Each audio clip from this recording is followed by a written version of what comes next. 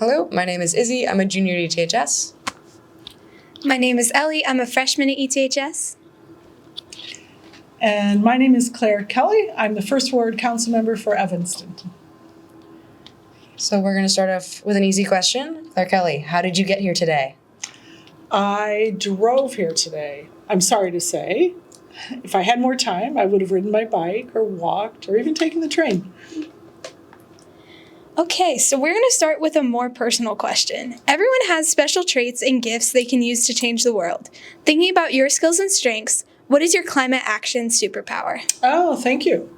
Actually, I think that's what brought me here as a council member. And I think a lot of people know about it, so pardon me if I'm repeating it for you all. But some years ago, I mobilized, I ended up spearheading a very large group of Evanstonians to close down the medical waste incinerator at Evanston Hospital. It was the Northwestern Medical Hospital, and they had for many, many years a medical waste incinerator that frequently broke down the lime feed filter system.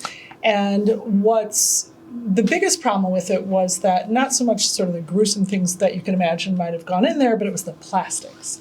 So tons and tons of plastics were being burned a day. And frequently, we would get toxic emissions from that stack, from the incinerator. And even sometimes there were some heavy metals like mercury and cadmium that would also leak out, which are highly dangerous and can the littlest bit of mercury can contaminate so much of Lake Michigan. So I ended up, it was at a block party. People had been fighting this for many, many years, trying to close it down and complaining, but they just got ignored. So we decided to take action, and I ended up, wasn't planning on it, but I ended up leading this movement that involved students, parents, environmentalists, engineers, the whole city, and one wonderful doctor who was at the time the director of the AMA Center for Bioethics. Anyway, we all came together to figure out how to close this thing down. And everybody across the nation said, oh, it's going to take you forever. It'll take you at least 10 years. It took us 15. So we put 1 year, we decided we were going to get that thing closed down in a year and work backwards.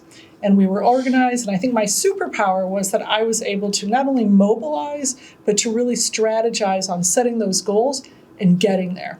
And we really did it. We ended up, the Sierra Club got very much involved. They joined the movement. They would come to my house. We did postcard mailings.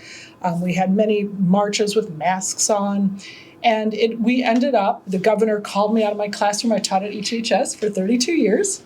And I got called out of my classroom for a press conference. And it was all the council members actually resisted. They didn't want, there was one council member at the time who was favorable, but the rest didn't want to touch it because it was Northwestern, right? Kind of a behemoth power broker in town. But the day the governor came to town, then they all kind of toppled. And they ended up, except for one, they ended up finally voting to pass an ordinance banning medical waste incineration. And that was really exciting to see the whole town mobilize. And I was able, like I say, to effectively garner that kind of support. The Sierra Club then took me to Springfield, Jack Darren, to debate the Senate in Springfield on the hazards of medical waste incineration. That, in turn, our movement right here, No Burn Evanston, led to state legislation that restricted medical waste incineration, and that, in turn, led to federal legislation restricting medical waste incineration. So it's very exciting. It made the news, nationwide. But it was really important because most of these medical waste incinerators were located in low-income communities. So this really ended up restricting it and condensing it so we didn't have this anymore. And it led to a lot more recycling. So at Evanston Hospital, where there was so much plastic, now they were forced to do a lot more recycling too, besides closing down the incinerator.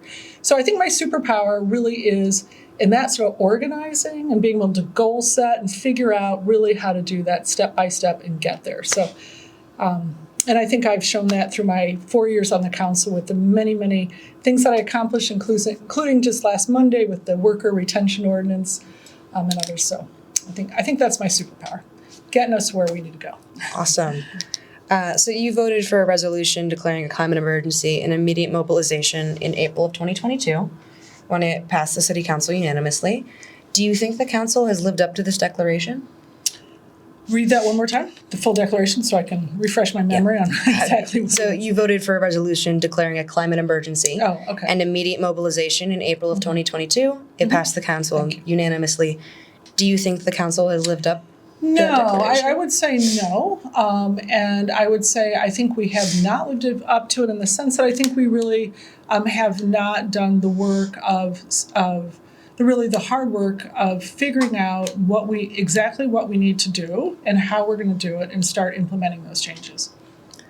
And what do you plan to push for in your next term regarding that? Our CARP goals, absolutely, and the details of implementation of our CARP goals. More specifically, I'd like to see us do ASAP. I do want to see us work with Northwestern, despite I know a lot of people didn't like their offer, but I think we absolutely should partner with all those resources at Northwestern to start doing building analysis. I will push for that immediately. In fact, I'm pushing for that now, that we start to work on that immediately. So, as well as many other measures. But And I think- pushing for that could you name a specific?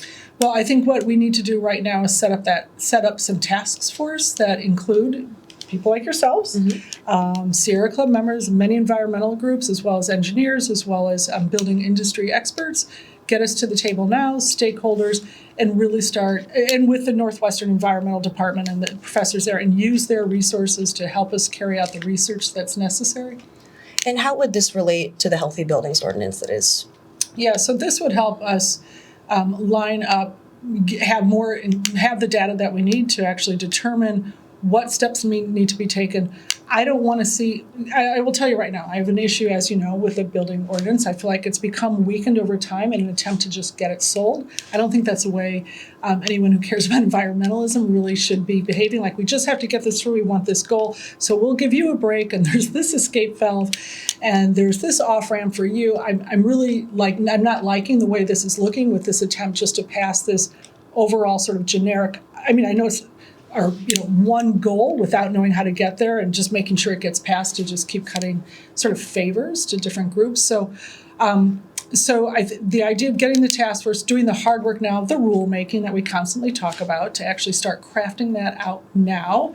Also enforcement. I don't like this idea, and I spoke to it, and Daniel disagreed in this idea that the city manager's office was going to be deciding building by building who would get a variance or get a break from the rules. So I think this is being done in a haphazard way, and I want to see it done seriously and concretely and meticulously, and there's no reason that we shouldn't start now. The HBO is an authorizing ordinance to allow what that sounds to me is like you're describing the rulemaking process. So you would support doing the rulemaking before passing the ordinance, whereas the ordinance is an authorizing measure to get the rulemaking done, which would then get sent to council again to be fully approved before it went into effect. Right. Okay.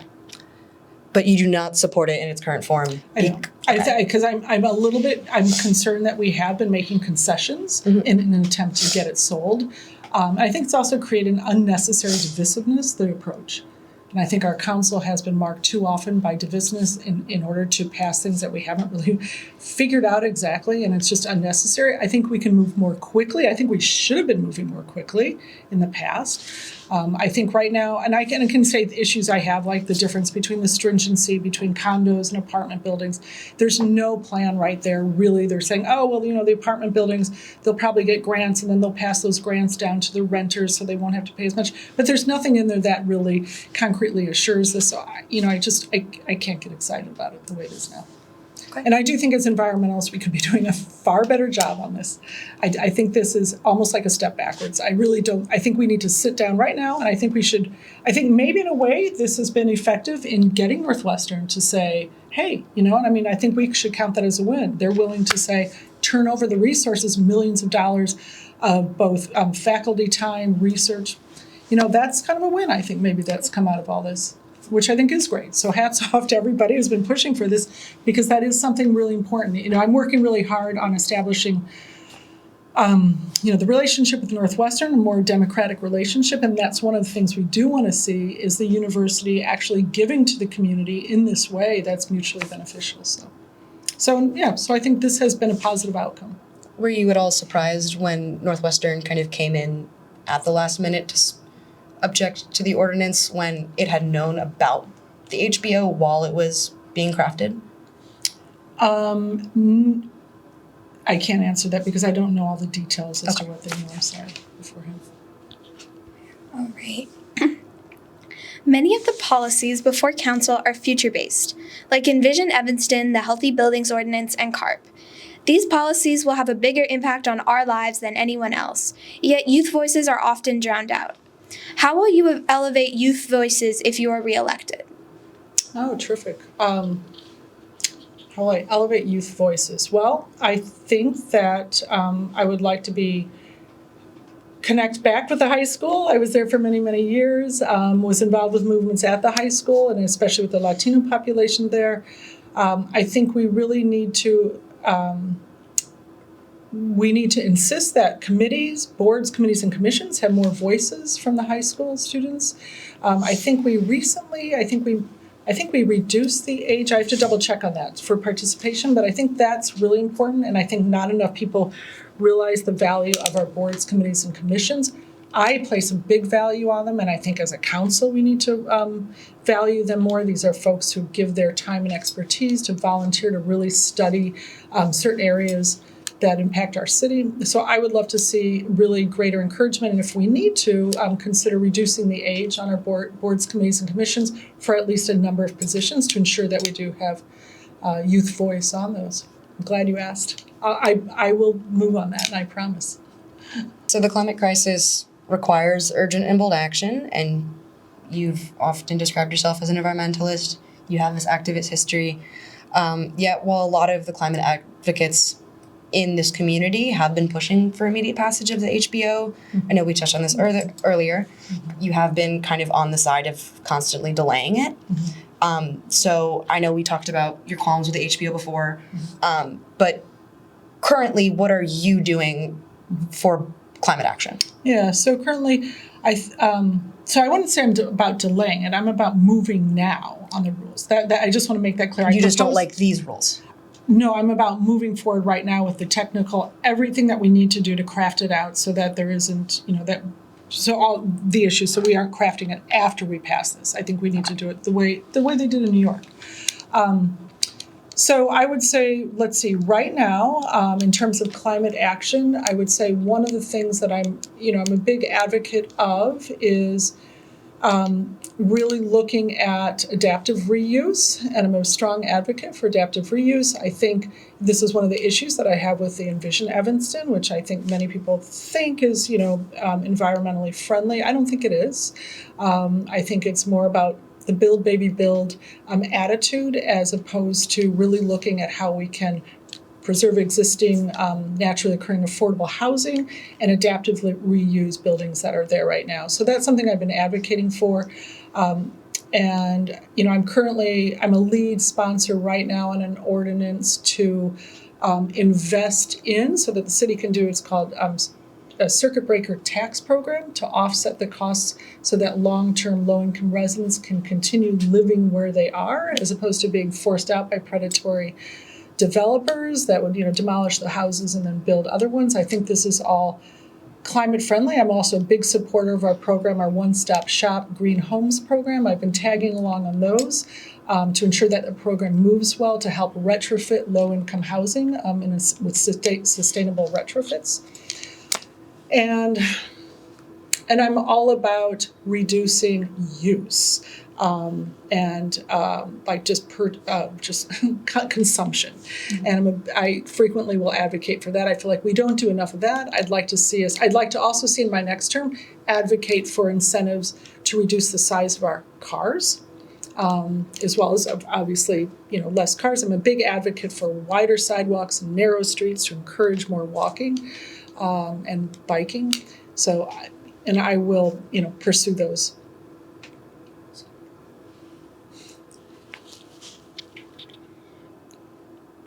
Thank you. At ETHS, we learn about the value of teamwork through sports and group projects. From these lessons, it's clear that the City Council isn't always the best example of teamwork. What can you and your colleagues do to have a more productive collaboration as a City Council? Yeah, great question. So I do want to say out of the gate that I think I have led and successfully achieved ordinances and resolutions with every single council member, including the mayor, joining me in my effort. So being co-sponsors. And I don't know if any other council member has done that. Right now I have an ordinance with the mayor, the responsible bidders ordinance, which I think will also have an impact, a positive impact towards our CARP goals, and that we'll be more careful about assessing who we give contracts to. But overall, I think we should be meeting more frequently to understand the needs and the interests of the residents. I think what's frequently happening, where you see differences, is where you see a council that's not moving in concert with the interests of the residents. And so residents get upset, and then sometimes some council members will advocate for them while others are on a track that's not necessarily representing their interests. I think that's what leads to the issues, is when we aren't really trying to really thoroughly understand the interests and the needs of our residents. I think that disconnect is what leads to issues. And just to follow up on the HBO, so during a candidate forum last night, you suggested that city council should rely more on appointed volunteer boards, Yeah. and that, quote, too often items come to us that haven't been reviewed by these experts who volunteer their time. Yet for the Healthy Buildings Ordinance, both the volunteers on the Utilities Commission and Environment Board unanimously recommended the ordinance for approval by council. What makes this case different for you? So I'm trying to remember what was my reference to that, what I was referring to. It wasn't with regard to the HBO, it was something else. It was just that the city council should rely more on the appointed volunteer boards. Yeah, no, I feel very strongly about that. So this is right, so absolutely, but it should also take its time. It doesn't mean, so for example, if we're voting on something that's going to be incredibly impactful for the entire city, like Envision Evanston, it doesn't mean it goes through one review board and then that's it. I mean, yeah, so that's good. I'm glad that they relied on the commission. And then you are a supporter of Jeff Bernie's mayoral campaign. So do we have to discuss, I mean, I don't feel like that seems We don't like have to discuss it if you I want don't to. know about, I don't think that's, unless you're somehow gonna tie that into the environmental questions. I'm not sure why you're asking that. So Daniel Biss has been a proponent of a lot of the environmental policies during his first term. So looking from a climate action lens, what has compelled you to support his opponent? I don't want to speak about other candidates. Okay. Recently, our city council passed, do you know what inclusionary housing ordinance is? Well, I'll tell you what it is. So that's, when you have a development go up, like a high-rise luxury development, that's where you have a city code that mandates that a certain amount be for affordable housing. And many cities have an inclusionary housing ordinance. Back in 2018, ours asked that 10% of the units for a planned development, like a large building, would be set aside for affordable units, which was already pretty bare bones, especially for a city that likes to call itself progressive. And then a couple of years later, there were folks who lobbied to reduce that to 5%, so that 5% of the units, the affordable units on site, would be affordable, and that the developments would then have to pay in payment in lieu for the other 5%. And this was bad. At the time I said, well, this is really, like, we should be wanting to desegregate our city more, and when we have high rises going up in Northeast Evanston, we should have increased, but instead it dropped to 5%. So just recently, supported by Daniel Biss and several council members pushing Environmental Evanston, senior staffers, they came through with a new ordinance, and they said, because I've been saying we have to strengthen it, but bandwidth, one of the things I haven't had a chance to get to. They said we brought it up to 15%. And so I said, okay, that's great. Let's take a hard look at that. And then we talked about the payment in lieu for those, like if a building didn't put in the units, how much they would have to pay. And then I said, well, what percent of that 15 has to be on site? And it's 0. And that's scandalous, that we would have reduced it now to 0. So a high rise going up in my ward, a 25-story building now, doesn't have to give us a single affordable unit. And these are the same people that are pushing Envision Evanston and Daniel Biss. Originally he said I was right, but then he said, oh yeah, let's do it because it's so much money. We'll get money to build more. You have a building already being built, and it cost us not 1 cent. And we can mandate 10% units be affordable in that building. And they've reduced it to 0. And who do you think that benefits? The developers, right? And where will they build those? Probably on Howard or West Evanston. So this is terrible. I mean, it begs the question about all the affordability arguments. So as a council member, I'm going to bring that back. I tried to bring that back actually on the first reading. I was really shocked that they were now requiring 0 units on site. So I talked with our deputy city manager, Steve Ruger, who I think is very good. And I said, Steve, this is crazy. How is Progressive Evanston not going to require any affordable units? He's like, I know, council member. So I said, not only do I want to bring this back with a higher percent than 5 of affordable units, but I want a percent of those to be for our workforce, for employees, because many of our employees can't afford to live in Evanston. He loved it. We were going to meet with the union presidents, and so I brought it back.